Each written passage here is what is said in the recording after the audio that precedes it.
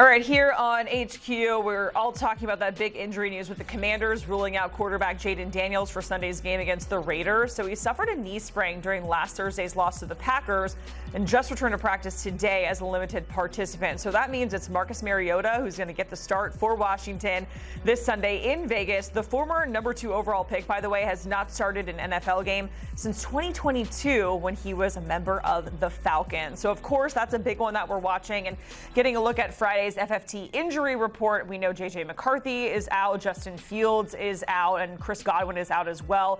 Emeka Egbuka, that's a big one. He's questionable for the Bucs. Xavier Worthy also questionable.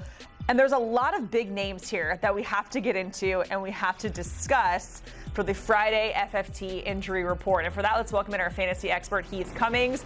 Heath, I can't believe we're going into week 3, and this is our first Friday FFT injury report segment together. What that's telling me is that everybody else in my fantasy leagues does not want me to be great, but we're going to right that wrong, right? We're going to start with Jayden Daniels, ruled out. If that's your quarterback 1 here, what do you hope that folks have already handled at this point? And then also, what's that mean for Scary Terry and Deebo Samuel?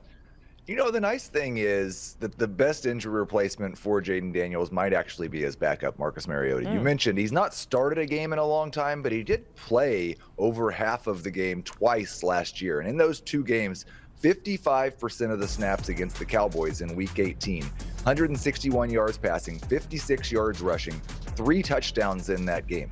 Week 7, he played 85% of the snaps. Jayden Daniels left early. 205 yards passing and 2 touchdowns with 34 yards rushing. 16 total rush attempts in those 2 games. I like Mariota as a high-end QB2, and I like him more than anybody you might find on the waiver wire. If you're not wanting to go that route, the guy who's already been picked up, Daniel Jones, you could start him. Jake Browning also in a decent spot. He's produced as a quarterback 1 whenever Joe Burrow's been out. I don't have a huge amount of concern for Deebo Samuel and Terry McLaurin. I don't think this Raiders defense is very good, and Mariota has averaged 7.5 yards per pass attempt over the last 3 seasons when he's been given an opportunity. I think that Deebo's still a fine starter as a low-end number 2, high number 3. We're still waiting. Terry McLaurin getting off to that slow start because of the holdout we suspect, or the hold-in if you want to call it that. And so he's more of a low-end number 3, high-end flex. All right. Now, the injury report for the Bears came out, and it's very, very lengthy. And in terms of fantasy, the biggest name on there is DeAndre Swift as they're matching up with the Cowboys. So how do you handle that, DeAndre Swift being questionable with a quad injury? Yeah, we don't love that because I drafted a lot of DeAndre Swift, and this is a fantastic matchup. This game has one of the highest over-unders on the slate, 50.5. between the Cowboys and the Bears. Neither one of these defenses has been good. I had Swift as a high-end RB2 at the beginning of the week. The fact that he's not 100%, I've lowered him down to right about where the consensus rankings are at RB22. Go see if Kyle Monangai is available on your waiver wire, because this is a late Sunday afternoon game.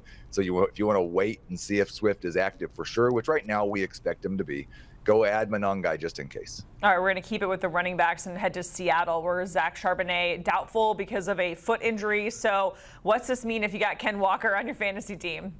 This is the one guy I drafted as much of as DeAndre Swift, and wow, has it been a roller coaster ride. Terrible start in week 1. They shared so much in week 2, but Walker was still good, and now we get workhorse Ken Walker. I think I'm probably the only one who's updated my rankings already. Jamie and Dave will be moving him up as well. I've got him top 12 at RB8. Expect all the work that Walker can handle in what should be a good matchup. They're 7.5-point favorites over the Saints. Start Ken Walker over almost everyone. Ken Walker has been a fantasy staple for me over the past 2 or 3 years, and I just did not get him. I wasn't able to in most of my drafts this year, and I'm kicking myself for it. Oh my gosh.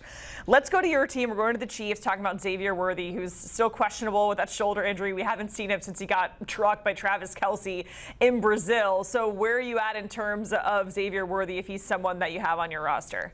This is a very difficult situation because it is the late Sunday game. So you're going to possibly have to make a decision without knowing more information. If we get a tell on Saturday or maybe early Sunday morning, one of the NFL reporters tells us they expect him to play, then I think you put him in your lineup as a boom bust number 3 wide receiver. This injury is one that if you come back too early, it can have a recurrence. And so that's a little bit of a risk with Worthy. and he hasn't been playing for most of the last 2 weeks. But really, if he's in your lineup, if he's in the Chiefs lineup, you want him in your lineup. Maybe go add a Tyquan Thornton, because he's the guy that takes that deep role from Worthy when Worthy's not available. And then you can wait it out to Sunday night, either start Worthy or Thornton. All right, we see Mike Evans on there, but we got to talk about the other wideout, the rookie wideout there in Tampa Bay with Emeka Egbuka. He was at practice today after missing 2 days. So how do we handle that? Should we take that as a sign that he's good to go from all the videos that are coming out of practice? Yeah, we're very hopeful that he's going to play. We're still ranking as if he's going to play. I'm a little bit lower than consensus on Egbuka, because what we saw, first off, he got injured in the middle of that game last week, and his role kind of disappeared. So even if he's out there, we're not sure he's going to be 100% or as involved as he has been. The other problem is his fantasy production has mostly come from the 3 touchdowns, which are great, but they're not as reliable as a high involvement in terms of targets, receptions, or yards, and he hasn't produced that. So I would view Egbuka as a number 3 wide receiver, kind of in the same range as Worthy. The nice thing is you won't have to wait quite as long to find out if Egbuka's playing. Sure, and also in that 1 o'clock slate on Sunday, we have the Colts taking on the Titans, and we have Tyler Warren, who's questionable with a toe injury. So what is the move here? How do we handle that? All signs are pointing towards Warren playing, and even if he's at 75%, as good as he's been in his first couple of games in the NFL, you want to start him, especially at the tight end position. So yeah, like you said, it's an early. We'll find out by 11:30 Eastern if he's going to be active. I'm not even adding anybody else if I have Tyler Warren right now. I'll scramble on Sunday morning if I have to, but if he's active, you start him. All right, and then we're going to go down the list here. Number 4, Tucker Kraft, where if you had him on your fantasy team and you saw that monster game versus the Commanders, you're like, man, good job to me, congrats. But he's questionable because of an knee. So are you taking kind of that same approach with him as you are with Tyler Warren? I'm a little bit more scared about this one because he didn't practice on Friday. He suffered the injury in practice this week, and so it's a more recent thing. And when Matt LaFleur talked about him, he said, well, the good news is we don't think he's going to have to go on injured reserve. That doesn't sound super encouraging for week 3, that the fact that they were considering he might have to go on injured reserve. So I would maybe want to go add somebody else, a guy who I've been talking about for the last couple of weeks, but still available in more than a third of CBS fantasy leagues, Harold Fannin. Maybe go get him in that same game. The Packers are giving up a lot of production to tight ends. I still think if Kraft is active, you're probably going to start him, but I'm less certain that he's going to play than I am Warren. All right, it's time for fantasy football Q&A. Yes. on my end, A on your end. So this is more of like a long-term question, I guess. I have Joe Burrow and Aaron Jones on the same roster in one of my leagues. So with Joe Burrow on IR, I picked up Caleb Williams in the meantime because I'm looking at the Cowboys. What did they just allow Russell Wilson to do last week, right? So should I stick with Caleb just for this week? Is that a good, thing to do in the meantime? Or do you think maybe like long-term it could be okay? I think long-term it could be okay. I love Caleb Williams. There have been some things that are pretty disturbing in terms of his development as an NFL quarterback. The first 2 weeks, we're not quite seeing the progress that we wanted to see, but he's still scoring fantasy points. He's running, and he's running successfully. And this week he faces the Cowboys. We saw what Russell Wilson did last week. He's a top 6 quarterback for me, but I'm not confident that he's going to be top 12 every week.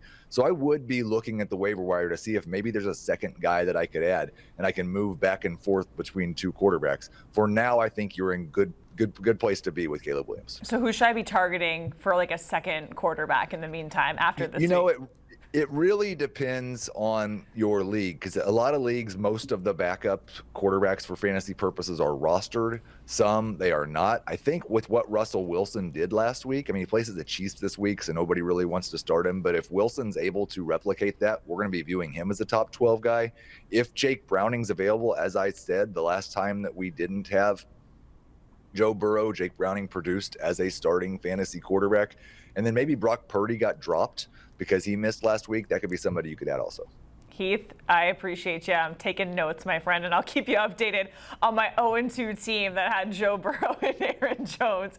Heath, we appreciate it going through the Friday FFT injury report. And for more from Heath, Jamie, Dave, and the guys, make sure you check out Fantasy Football Today. They're always answering your questions, helping you win your league. You can watch right now by scanning that QR code on your screen.